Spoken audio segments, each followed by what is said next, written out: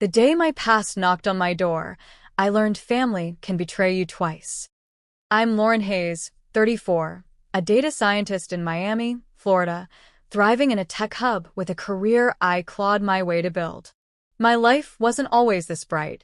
At 10, my world shattered when my mom, Karen Wells, abandoned my dad, Michael Hayes, and me in a small Ohio town after their divorce.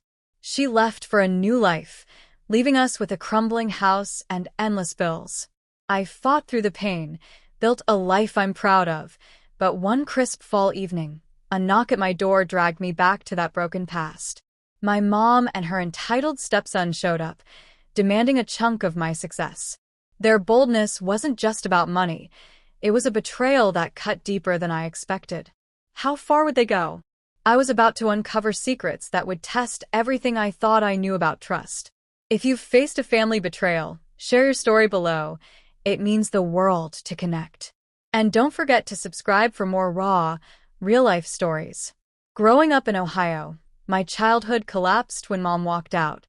She'd grown distant, always on edge, until one night she packed a bag and vanished. Dad later said she'd chased a new man, a new life. The divorce left us with a tiny house and a struggling auto shop Dad ran. He'd fix cars until his hands bled, earning barely enough to cover rent.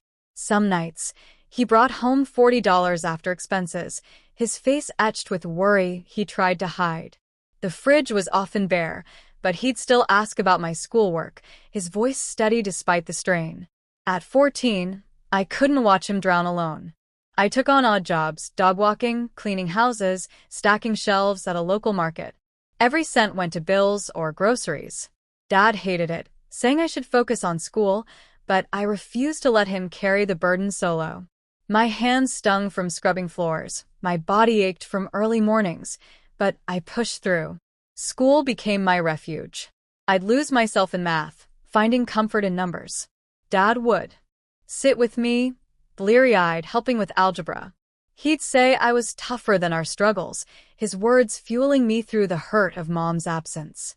Her yearly birthday cards, stiff, empty notes, were all I got, each one reopening old wounds. Why wasn't I enough for her to stay? By high school, I leaned on myself. I saved every penny, studied relentlessly, and earned a full scholarship to a state university for data science.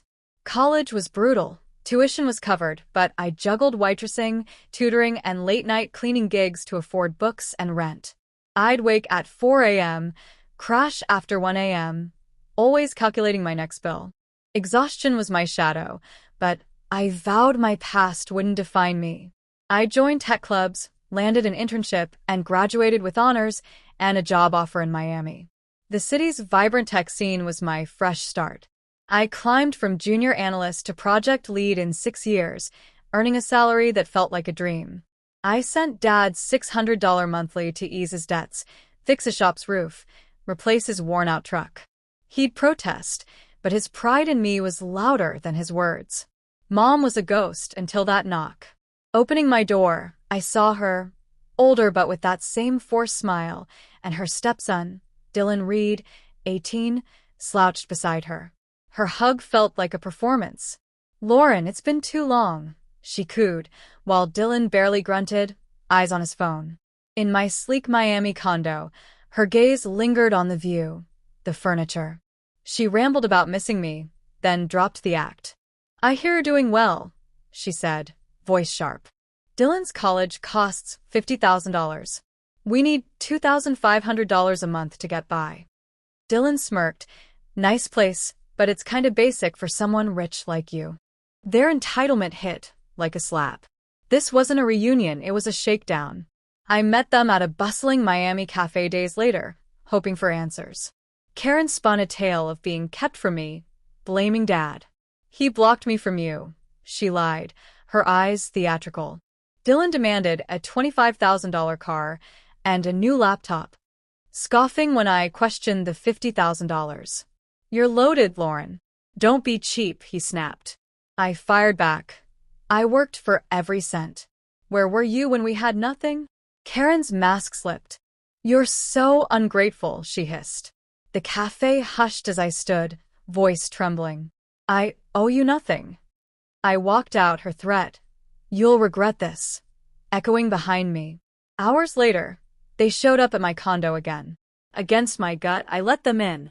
Karen probed about my job. Dylan loitered near my desk. When I stepped away, I caught him on my laptop, my banking app open. Just looking, he shrugged. Karen deflected. We're curious, Lauren. You've got so much. My heart sank. They'd hacked Dad's email, found my salary details. You used Dad. I accused.